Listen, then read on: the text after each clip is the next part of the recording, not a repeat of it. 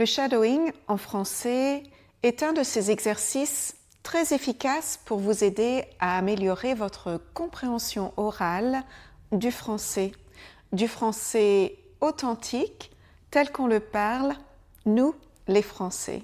Et vous êtes déjà nombreux à l'avoir testé avec moi. Donc, après 6 épisodes de shadowing technique que nous avons fait ensemble, il est temps de faire un petit récapitulatif. Aujourd'hui, on va revoir ensemble les éléments qui reviennent le plus souvent, ceux que vous devriez vraiment connaître. Et s'il se trouve que vous n'avez pas encore vu nos épisodes de shadowing dont je viens de parler, pas de souci. Notre épisode aujourd'hui, il va vous donner un aperçu des sons et des structures que vous croiserez dès vos premières séances de shadowing en français. Et vous trouverez les liens de nos épisodes précédents en description. On va donc parler de 5 choses qui reviennent tout le temps et que vous allez donc entendre très souvent dans pratiquement n'importe quelle conversation en français. Pour commencer, on va parler des contractions qui sont vraiment incontournables. La première contraction dont on va parler, c'est avec le terme tout simple que l'on utilise très souvent, le terme « il y a », que l'on ne prononce pratiquement jamais comme « il y a », there is. Il y a, dans les conversations françaises, ça va se transformer en « y a ». Écoutez certains des exemples que l'on a déjà vus. Et en fait, il y a plein de facteurs qui font que je choisis ou pas de faire un film. Mais il n'y a pas que ça, parce que ça m'a permis d'aller mieux sur le moment où je le faisais, mais aussi... On va commencer par Edith Piaf. Il y a quelques temps, j'ai rencontré un grand producteur de cinéma qui s'appelle... Il y a un petit côté masque mortuaire, quoi. Donc, quand vous apprenez « il y a », je pense qu'il est plutôt utile d'apprendre son équivalent à l'oral. À l'écrit, on dira « il y a ». À l'oral, le plus souvent, on dira « il y a ». Et n'oubliez pas non plus la forme négative. Il n'y a pas, il n'y a pas. Mais il n'y a pas que ça, parce que ça m'a permis d'aller mieux sur le moment où je le faisais. Il y a, il n'y a pas, il n'y a pas. Et puisque l'on parle de négation, continuons sur le sujet de la négation en français. Vous le savez, pour former une phrase négative, on utilise ne pas. Je rentre à la maison, je ne rentre pas à la maison. Mais quand on parle rapidement, on a tendance à ignorer le ne de ne pas. Je ne rentre pas à la maison, je rentre pas à la maison. Voici d'autres exemples, des exemples que l'on a déjà entendus dans nos épisodes. Ça veut dire qu'il faut qu'on ait tous une console et moi j'ai des potes qui ne peuvent pas s'acheter une console. Je regarde le texte, je lui dis « Mais tu peux pas chanter cette connerie !» En fait, il m'a pas vraiment repéré. Donc vous l'avez entendu, Omar Sy ne dit pas « il ne m'a pas », il dit « il m'a pas ». Omar Sy a raccourci la négation, bien entendu, il n'a pas prononcé le ne, « il m'a pas », mais il fait aussi une autre contraction avec le « il ». Il ne m'a pas, il m'a pas, il m'a pas. Donc un petit exemple pour vous montrer que les contractions peuvent être multiples. On peut faire plusieurs contractions les unes après les autres dans nos phrases. Ça nous amène au monde merveilleux des contractions des tout petits mots, généralement les petits mots de 2 lettres en français à l'oral. Le « il », comme on vient de le voir, il devient très souvent « i ». Le « elle » est oublié, le « elle » saute. On ne le prononce pas. Il fait, il fait. Il m'a appelé, il m'a appelé. Et cette contraction, on l'a vue et revue dans chacun de nos épisodes. Mais Jonathan, tu vois, il fait plein de trucs très différents. J'étais très ami avec son petit frère, donc il savait qui j'étais et connaissait ma personnalité. Mais il m'a dit « Je vous préviens, j'y connais rien en musique. » Et parfois, ce « il », on ne l'entend pratiquement plus. Comme dans cet exemple. Il faut savoir que ces moulages-là, pour les faire, ils te mettent dans un espèce de gros truc de... Il faut savoir, il faut savoir, faut savoir. Il faut savoir que ces moulages-là... L'autre lettre qui disparaît très souvent à l'oral dans les petits mots français, c'est le « e ». Le « e » dans les tout petits mots français, comme « je », « le », « me », « se », « de », etc. Plein de trucs très différents et je trouve qu'il est très fort aussi dans le drame.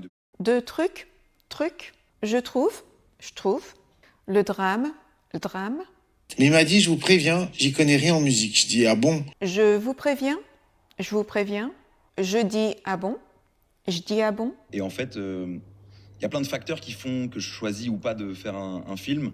de facteur, et là ça devient un peu difficile à prononcer parce que le D et le F se prononcent au même endroit dans la bouche. De, facteur. Je choisis, on n'entend pratiquement plus le je, choisis. Je prends beaucoup de plaisir à en faire. Donc, De plaisir. Et enfin, une petite mention spéciale pour le E de le, dans le même. Le drame, le défilé. Puisqu'on a grandi ensemble dans le même quartier. Et je trouve qu'il est très fort aussi dans le drame et de plus en plus. Elle se réveillait à 4h de l'après-midi. À partir de 5h, c'était le défilé. Et un petit truc dont on a déjà parlé, c'est que le L, quand il est contracté, encore une fois, il est assez difficile à prononcer. Le défilé, on a tendance à le prononcer un tout petit peu comme un L. Le défilé. Et en fait, vous allez voir, c'est pratiquement tous les E des petits mots qui vont disparaître à l'oral. Ce que. Ouais, c'est technique et surtout, en fait, ce que ça implique, c'est que... Que dans. C'est vrai que dans la comédie, on a tendance à enfermer vite les gens. Qu'on me propose. Déjà. En fait, déjà, je suis arrivé à un moment où un stade où j'ai la chance qu'on me propose des trucs directement. Je vais. Il me dit, je vais vous montrer à quel point j'y connais rien en musique. Quelque chose qui te fait. donc trouver quelque chose qui te fait du bien, ça aide pour aller mieux. Donc, comme vous le voyez, ces contractions, elles peuvent vraiment changer le son des mots tels que vous les avez appris. Déjà, on le fera, on le fera. Il y aura donc des mots que vous connaissez très bien, mais quand on les prononce dans des conversations très rapides, vous n'arriverez peut-être pas à les reconnaître. Et c'est vraiment un gros problème que vous avez quand vous essayez de comprendre du français qui est parlé rapidement. Je pense qu'il y a des mots qu'il faut tout simplement que vous appreniez dans leurs deux formes, leur forme écrite et leur forme contractée. Petit ou ti, un petit café, un petit café. Peut-être ou tête. Je suis, parce que. Et enfin, n'oubliez pas ces mots qui se terminent en re, comme le verbe être. Dans ce cas, c'est le son R qui disparaît. Je vais être. Être. On a aussi entendu beaucoup de mots de remplissage. Ces petits mots qui ne veulent pas vraiment dire grand-chose, mais que l'on utilise pour apporter un certain rythme à nos phrases. Soit pour se donner le temps de réfléchir à ce que l'on va dire, ou quand on a du mal à trouver les mots que l'on veut utiliser pour bien s'exprimer. Ces petits mots, ce sont souvent des et on les utilise sans même y penser. Ouais, c'est technique et surtout, en fait, ce que ça implique, c'est que... Bonne question. Moi, J'étais très ami avec son petit frère, donc il savait qui j'étais. Mais c'est vrai que tu triches plus, quoi. Tu ressembles à ça, voilà, maintenant tu le sais, quoi. Donc, pour vous les apprenants, quand vous rencontrez ces petits mots, quand vous essayez de vous concentrer sur ce que vous entendez, sur ce qui est dit, si vous ne reconnaissez pas ces mots comme des petites pauses qui ne veulent pas vraiment dire grand-chose, je pense que ces petits mots, ils sont un peu déroutants. Mais quand on y pense, ces petits mots de remplissage, ces petits tics de langage, ils ne sont pas spécifiques au français. Vous en avez et vous les utilisez dans votre propre langue. Et on a bien sûr vu d'autres mots de remplissage, comme tu vois. Et il y a aussi les voilà. Mais Jonathan, tu vois, il fait plein de trucs très différents. Et je trouve... Mais c'est vrai que tu triches plus, quoi. Tu ressembles à ça, voilà, maintenant tu le sais, quoi. Et enfin, je vais finir par les liaisons, qui à mon avis sont vraiment très importantes, puisqu'elles vont changer le son des mots que vous connaissez. Si je vous dis amis, histoires, acteurs ou zèle, qu'est-ce que vous entendez? Vous n'allez peut-être pas forcément immédiatement reconnaître ces mots qui sont pourtant si simples. Amis, histoire, acteur et le pronom sujet, elle.